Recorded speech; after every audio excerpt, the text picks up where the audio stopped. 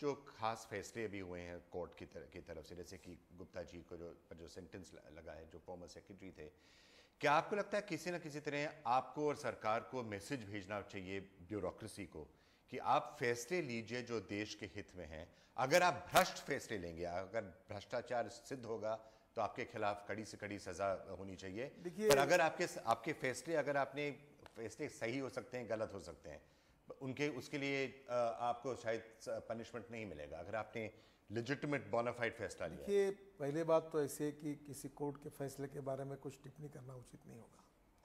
हमारा लोकतंत्र 4 पिलर पर खड़ा है।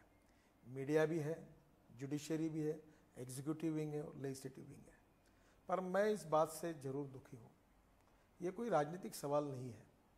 अगर ईमानदारी से काम करने वाले अधिकारी होंगे, चाहे बैंक के चेयरमैन होंगे या कोई सरकार में भी होंगे, अगर वहाँ भ्रष्टाचार नहीं है, केवल टेक्निकल ग्राउंड पर अगर उनको सजाएं मिलेगी, तो इस देश में उनका मोरल डाउन होगा तो निर्णय नहीं हो पाएंगे। देश के हित में नहीं है, लोकतंत्र के हित में नहीं है। मैं ये मानता हूँ कि मिस्टेक्स अगर बोनाफाइड है तो फॉरगिव एंड फॉरगेट। मिस्टेक्स अगर मैलाफाइड है तो उसको छोड़ो मत। करप्शन किया है, जानबूझकर कोई गलत काम किया है तो कठोर कार्रवाई करें।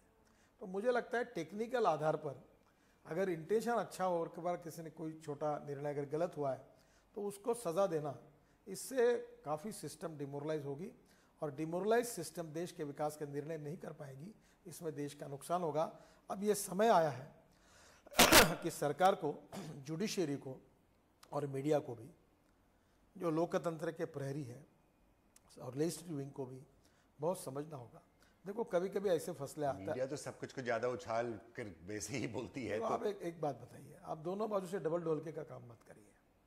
अगर गलत किया तो गलत है, सही है तो सही है। पर कभी ये देश की मीडिया कोई सही फैसले की, सुप्रीम कोर्ट या कोर्ट के सही फैसले की बिल्कुल निश्चित रूप से सपोर्ट भी करना चाहिए। पर कुछ फैसले ऐसे होते हैं जो इनप्रैक्टिकल होते हैं।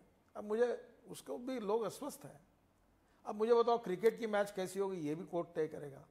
अब रोड है, फॉरेस्ट है तो उसके बाजू में काम मत करो, तालाब है तो उसके बाजू में मत करो, बगीचा है तो उसके बाजू में मत करो, समुद्र है तो उसके बाद में बाजू में मत करो, रिवर है तो उसके बाजू, तो बाकी रहा क्या?